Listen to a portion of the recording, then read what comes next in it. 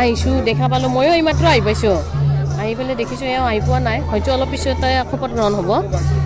ভালতো লাগিবই মই যিহেতু সহধৰ্মিনী মোৰ কিয় ভাল নালাগিব না অভিয়াছলি আই এম ভেৰি হেপ্পী মহিলাৰে বহুত দুৰ্নীতি কৰিছিল বিটিআৰ চৰকাৰৰ বিজেপি চৰকাৰ হিচাপে দুৰ্নীতি নহ'ব না চবে যিখিনিয়ে প্ৰমোদ বৰক জানে তাৰ সেইমতে মই যদি ভাবোঁ আৰু মই বুলি নহয় বহুতৰে বিশ্বাস আছে এওঁ এনেকুৱা ধৰণৰ এনেকুৱা কাম নকৰিব যে ভৱিষ্যতে প্ৰশ্ন কৰিব লগা হয় নিশ্চয় হ'ব আৰু বিটিআৰ ইমপ্লিমেণ্টেশ্যনৰ কাৰণে প্ৰমোদ বৰা ৰাজনীতিত আহিছে নহ'লে কোনো দৰকাৰ নাছিল ৰাজনীতিত অহা আৰু তেওঁৰ মানসিকভাৱে তেওঁ প্ৰস্তুতো নাছিল ৰাজনীতিত অহাৰ কাৰণে যেতিয়া চুক্তিখন হ'ল ইমানবিলাক কষ্টৰ মূৰত পোৱা চুক্তি এখন যাতে এনেই বিফলে নাযায় কাৰণ মই অৱশ্যে ইমান ৰাজনীতিৰ কথা নাজানো কিন্তু নিউজ চেনেলবিলাকত শুনিছোঁ যিবিলাক বিৰোধী টীম বা তেওঁলোকেতো অপেনলি কৈছিলে যে বিটিআৰ চুক্তিখন ভেলুলেছ গতিকে সেইখন আমি ইমপ্লিমেণ্টেশ্যনে নকৰোঁ গতিকে সেনেকুৱা কণ্ডিশ্যনত এওঁলোকে যিহেতু ছিগনেটৰী গোবিন্দ দা ফেৰেংগা বা এওঁ আপচু সকলে ছিগনেটৰী গতিকে তেওঁলোকে ৰাজনীতিত অহাটো দৰকাৰী আৰু সেইকাৰণে সেইটো উদ্দেশ্য লৈ প্ৰমোদ বৰা ৰাজনীতিত আহিছে তেওঁৰ কথাটো যদি এনালাইচিছ কৰে ময়ো নিউজবিলাকত চাই থাকোঁ তেওঁতো এতিয়া কৈ দিয়ে এটা কথা তাৰপিছত কয় যে মোৰ জিভা পিছলি গৈছে গতিকে তেওঁৰ ওপৰত মইনো আৰু কি ক'ব পাৰিম না BJP आरो GSP सरकार दानानै मोनसे शपथ ग्रहण खालामदों गथ'फोर मा खोथाखौ फोरमायगोन गिबियावनो बिटिसि थागिबि रायजो राजा आइ आफानिसिम आंनि खुलुमनाय आरो सिबिनाय अननायखौ बयनिसिमबो जासिबाय आं दिनै जोबोद गोजोननाय मोनदों आरो गिबियावनो बिनि माने साबायखरखौ रायजो राजा आइ आफानोसो होनांगोन मानो होनबा रायजो राजा आइ आफाया दिनै गुबुन गुबुन दलनिफ्रायबो बांसिन भट होनानै जोंनि मानगोनां आफादगिरि प्रमोद बर'खौ मोननै सिटआवबो देरहाहोनानै दिनै चिफ महराव गनायनानै मोनदों दा जोङो बेखौनो बुंनांगोन जे 17 बोसोराव जे जोंहा बिपिएफ हान्जाया जोंनि बिटिसिखौ सालायनायाव जेरैबायदि रायजो राजा आइ आफाया मोननांगौमोन बे मोनथायफोरखौ कनसिडार जानानै दंमोन दा बिनिफ्राय आङो दिनै बेखौनो फोरमायनो नागिरदों जे जोंहा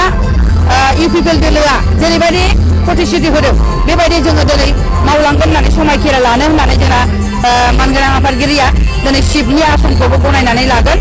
आरो बियो दिनै समायखिरा लासिगोन जे जोङो रायजो राजानो केम्पेनिंआव जेरैबायदि प्रतिश्रुति होदों बेबायदि हिसाबैनो जोङो खामानि मावनो होननानै जोंबो समायखिरा लाबाय बिसेस करि दिनै आं सासे आइजो दोलोनि आफादगिरि हिसाबै दिनै आङो समायखिरा लायो रायजो राजा आइ आफानि सिगाङाव जे हाजारखि नाजाया मानो बिपिएफ हान्जाया गोबां बिपिएफ हान्जानि दुथां गथ'फोरा माने नाजादोंमोन गाज्रि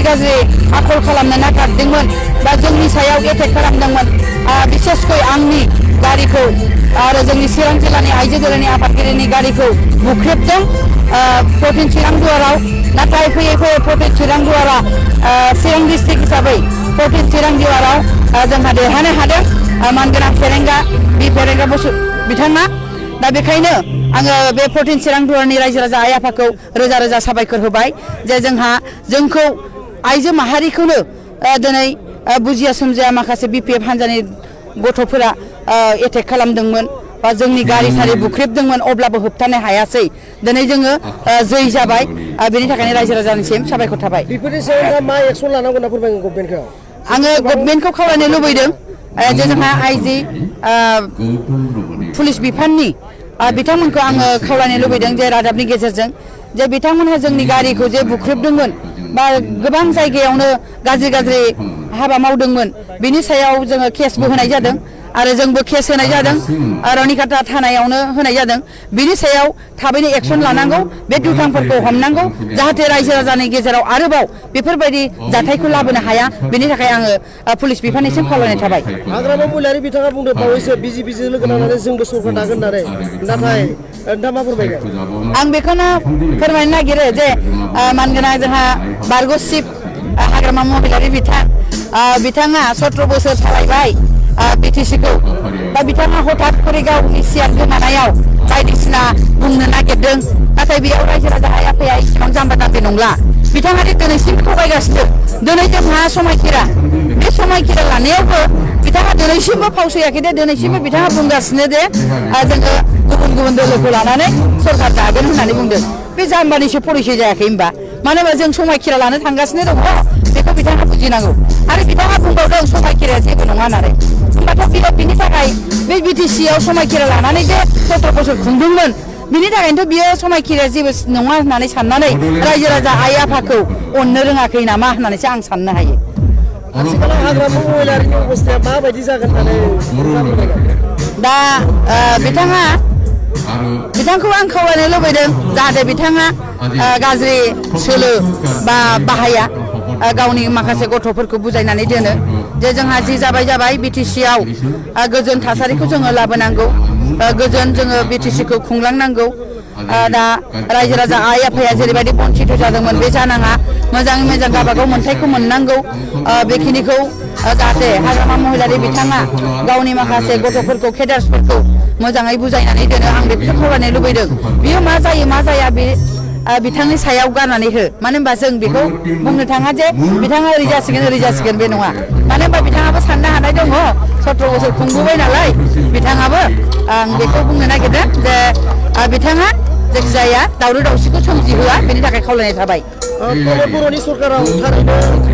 जौगानाय फैगोन ना जाखांनाय गैयै जोङो गोख्रों थांखि लादों जे इउपिपिएल दोलोआ जुदि सरकाराव फैयोब्ला जे जोंनियाव जाख्ल'नाय गैयै बेखौ जोङो मावलांगोन मानो होनोबा बे जाख्ल'नायावनो 17 बोसोर जोंनि रायजो राजा आइ आफाया माने गोग्लैसोनानै थादों माने सा ओनसोलाव बिसेसकै बुंनो थाङोबा सा ओनसोलफोराव गोबां दैनि जगालि गैया मोजां दै मोनलोङाखै मोजां फरायसा गथ'फोरा फरायनो मोनाखै आबलें गथ'फोरा दिनै इयुथनि गथ'फोरा ओरैनो बेखाराव गोग्लैसोनानै दङ जाहाथे बेफोरो सुफुंजायो जोंना फरायसा जेसेबां रोंगौथि दङ बिथांमोनहा गावबागाव रोंगौथिजों इन्टारभिउ होनानै साख्रि मोनो फैसा थाइसे होनाङालासिनो साख्रि मोनो बेफोर हाबाफारिखौ मावनो होननानै जोङो थांखि लादों आरो बियो जाथारगोन होननानै जोङो समायखिरा लायो